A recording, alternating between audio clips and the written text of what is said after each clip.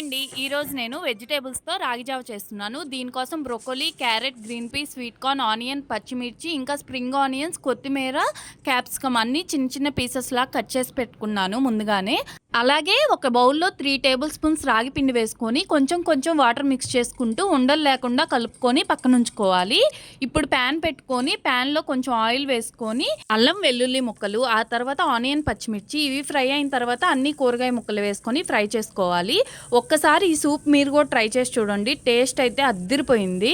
2 minutes కూరగాయ ముక్కలన్నీ fry అయిన తర్వాత వాటర్ పోసుకొని వెజిటేబుల్స్ అన్నీ 80% కుక్ అయ్యే వరకు బాయిల్ చేసుకోవాలి. ఈ టైంలోనే మనం సాల్ట్, పెప్పర్, అలాగే స్ప్రింగ్ ఆనియన్స్ ఇంకా కొత్తిమీర కూడా వేసుకొని ఉడికించుకుంటున్నాను. 5 మినిట్స్ తర్వాత మనం ముందుగానే కలిపి పెట్టుకున్న రాగి జావను కూడా దీంట్లో మిక్స్ చేసుకొని ఇంకో 5 మినిట్స్ ఉడికించుకోవాలి. అంతే, మన రాగి జావ రెడీ అయిపోయినట్లే. నా వీడియోస్ మీకు నచ్చితే ప్లీజ్ సబ్స్క్రైబ్ చేయండి.